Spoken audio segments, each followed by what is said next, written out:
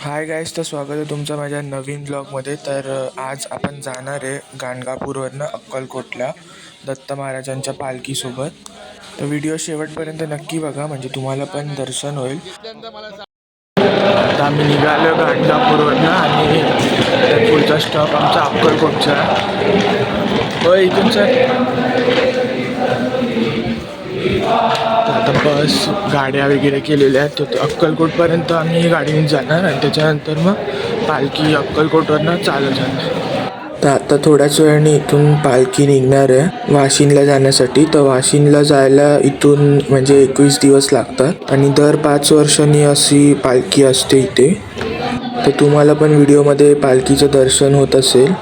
तर यावेळेला पूर्ण चांदीची पालखी बनवली आहे.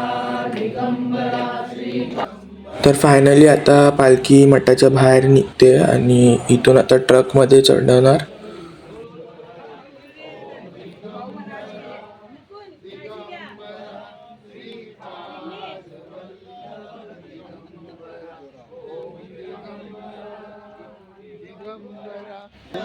नाही नाही नाही, तू घेतल्यानंतर मला सांग. हा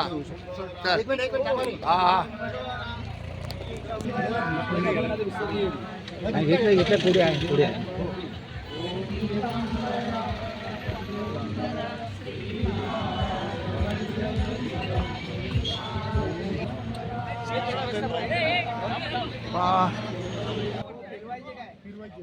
फिरवायची दादा, फिरवायची गाडी आपली पालखी.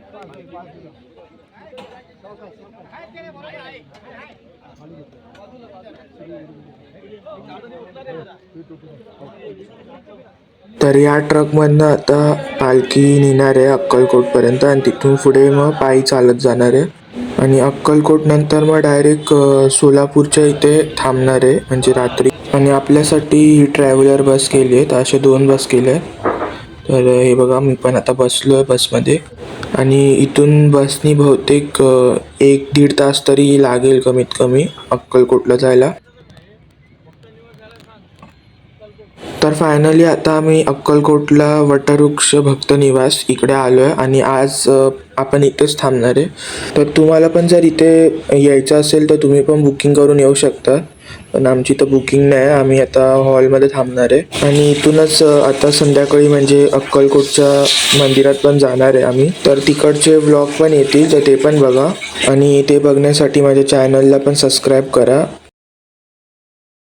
तर आता सामानाचे ट्रक वगैरे पण सगळे आलेले. तर हे 2 ट्रक आहेत आणि त्या 2 बसेस, पण ते बसेस अक्कलकोटपर्यंतच होते. आणि हे 2 गाड्या पण आहेत, इको आणि एर्टिगा. आणि एक टॉयलेट व्हॅन आहे, ती उद्या येईल. आणि बिल्डिंगी पण बघा इकडचे भक्त निवासचे. तर इकडे मंदिर जास्त लांब नाही, तुम्ही पण इकडे बुकिंग करून राहू शकता. तर सध्या आम्ही या हॉलमध्ये थांबलो आहे. तर हॉल पण बराच मोठा आहे आणि जेवण वगैरे पण सगळं इकडेच आहे, त्यामुळे काय टेन्शन नाही. आणि आता पालखी पण आलेली आहे, तुम्हाला पण दिसत असेल व्हिडिओमध्ये. तर हे भाऊ महाराज आहेत, त्यांचा फोटो आहे भाऊ महाराजांचा. गाणगापूरला आपण ज्या मठात होतो ते मठ यांचंच होतं. तर अक्कलकोटचे पण ब्लॉग बघा आणि ते बघण्यासाठी माझ्या चॅनलला सबस्क्राईब करा. आणि हा व्हिडिओ कसा वाटला ते पण मला कमेंट करून सांगा. आणि व्हिडिओला लाईक आणि शेअर करायला पण विसरू नका. तर भेटूया परत आपण पुढच्या ब्लॉगमध्ये.